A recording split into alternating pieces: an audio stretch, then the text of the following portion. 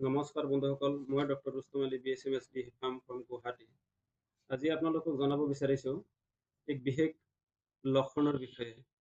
সাধাৰণতে মোৰ চেম্বাৰত আজি কেইবাদিন ধৰি মই দেখা পাই আছোঁ কিছুমান পেচেণ্ট আহি কৈ আছে, ছাৰ মোৰ গাত গোটেই শৰীৰত ৰঙা পৰি যায় আছে আৰু বহুত খজুৱায়।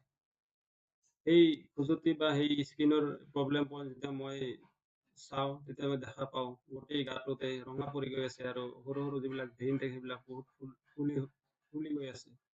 এতিয়া মই এই পেচেণ্টবিলাকৰ লক্ষণ হিচাপত আমাৰ হোমিওপেথিক চিষ্টেমত বিভিন্ন ধৰণৰ মেডিচিন আছে। সেই মেডিচিনৰ জৰিয়তে মই ট্ৰিটমেণ্ট কৰোঁ আৰু তাৰ বেছি সংখ্যক ৰোগীয়ে এতিয়ালৈকে মই ৰিকভাৰী হোৱা দেখা পাইছোঁ আৰু পৰৱৰ্তী সময়ত আহি তেখেতসকলে কয় যে ছাৰ মই বহুতখিনি আগৰ পৰা আৰাম পাইছোঁ।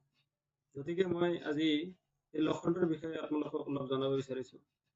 আপুনি বা আপোনাৰ ওচৰ চুবুৰীয়া বা আপোনাৰ পৰিয়ালৰ কোনোবাই নিশ্চয় কেতিয়াবা দেখা পাব গোটেই গাটো ৰঙা পৰি গৈ আছে, ৰঙা আৰু ফুলি গৈ আছে আৰু খোজাবলৈ বহুত মন যায় আৰু খোজালৈ কিন্তু আৰাম নাপায়।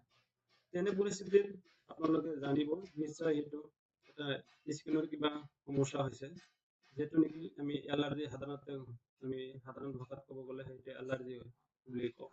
এই এলাৰ্জিক আমি মেডিকেল টাৰ্মত আৰু নাম আছে আৰ্টিকেৰিয়া বা হাইভছ। এই এলাৰ্জিটো কিয় আমাৰ শৰীৰত দেখা দিয়ে? সাধাৰণতে আমি যিবোৰ খাদ্য খাওঁ, ধৰক আপুনি এটা ডিম খাই আছে, সেই ডিমটোৱে কোনোবা এটা পাৰ্ট, অৰ্থাৎ আমি ডিমত নানান ধৰণৰ বস্তু দেখা পাওঁ, নানান ধৰণৰ প্ৰটিন, এলবুমিন এইবিলাক দেখা পাওঁ। সেই কোনোবা এটা পাৰ্ট আপোনাৰ বডিয়ে একচেপ্ট কৰিব পৰা নাই। আৰু মই আগতে কৈ থৈছোঁ যে আপোনালোকৰ চবৰে আমাৰ বডিত এটা ডিফেন্স মেকানিজিম, অৰ্থাৎ আৰ্মিৰ নিচিনা কিছুমান ইমিউনোগ্লোবুলিন আমাৰ আছে।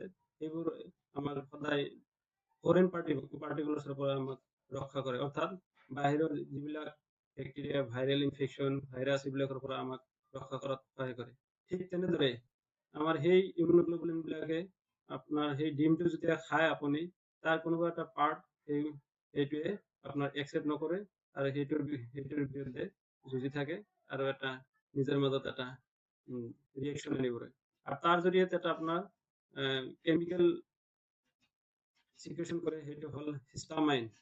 যাৰ কাৰণে আপোনালোকে দেখা পায় কেতিয়াবা আপোনাক ফাৰ্মাচীত গ'লে আপোনালোকক মেডিচিন দিয়ে, এণ্টি হিষ্টামাইন মেডিচিন, সেইটো এলাৰ্জিৰ ৰোধ কৰাৰ কাৰণে, যেনে লিভোচেট্ৰিজিন, নানা ধৰণৰ তেনেকুৱা এণ্টি হিষ্টামিন ড্ৰাগ দিয়া যায় তৎক্ষণাৎ ৰিলিফ পোৱাৰ কাৰণে। কিন্তু আমাৰ এই হোমিওপেথি চিষ্টেমত আপোনাৰ সেই চিমটমছৰ ওপৰত ডিপেণ্ড কৰি আমি মেডিচিন দিওঁ। আমাৰ হোমিওপেথিক চিষ্টেমত আগতে কৈছোঁ যে লাইক্স কিউৰ লাইক্স, অৰ্থাৎ আইৰন স্কাৰ্ছ আইৰন। আপোনাৰ এই হিষ্টামাইন যিটো নিগৰণ হয়, চিক্ৰেশ্যন হয়, এই হিষ্টামাইনক প্ৰতিৰোধ কৰিবৰ কাৰণে আমি তেনেকুৱা ধৰণৰ বেমাৰ আমি ৰোধ কৰাৰ কাৰণে আমি তেনেকুৱা মেডিচিনে আমি ইউজ কৰোঁ। তেনেকুৱা এটা হৈছে আমাৰ এইটো এটা মেডিচিন হ'ল হিষ্টামাইন হাইড্ৰক্লৰিনাম। এইটো এণ্টি হিষ্টামাইন হিচাপে আমি ব্যৱহাৰ কৰোঁ। আৰু মই যেতিয়ালৈকে যিকেইটা পেচেণ্টক দিছোঁ অলৰেডি, মই ট্ৰিটমেণ্ট কৰিছোঁ, মেক্সিমাম এতিয়ালৈকে ৰিলিফ পাইছে। এইটো হ'ল এইটো হিষ্টামাইন হাইড্ৰক্লৰিনাম মেডিচিন। ইয়াৰ লগতে আৰু এটা আমি মেডিচিন দিওঁ, সেইটো হ'ল আপোনাৰ এচেমেচিয়া মাদাৰ টিংচাৰ। এই মেডিচিনটো এইটোৰ জৰিয়তে আপোনাৰ এইটো ব্লাড পিউৰিফায়াৰ হিচাপেও কাম কৰে বহুত। আপোনাৰ যিকোনো ধৰণৰ পুৰণা বা নতুন যিকোনো এলাৰ্জিৰ ভাল এইটো ৰিকভাৰী দিয়ে। আৰু এটা মেডিচিন দিওঁ, এইটো হ'লে শুদ্ধ ব্লাড পিউৰিফায়াৰ হিচাপে দিয়া যায়। এইবিলাক মেডিচিনৰ জৰিয়তে এতিয়ালৈকে মই ভাল এটা ফলাফল পাবলৈ সক্ষম হৈছোঁ।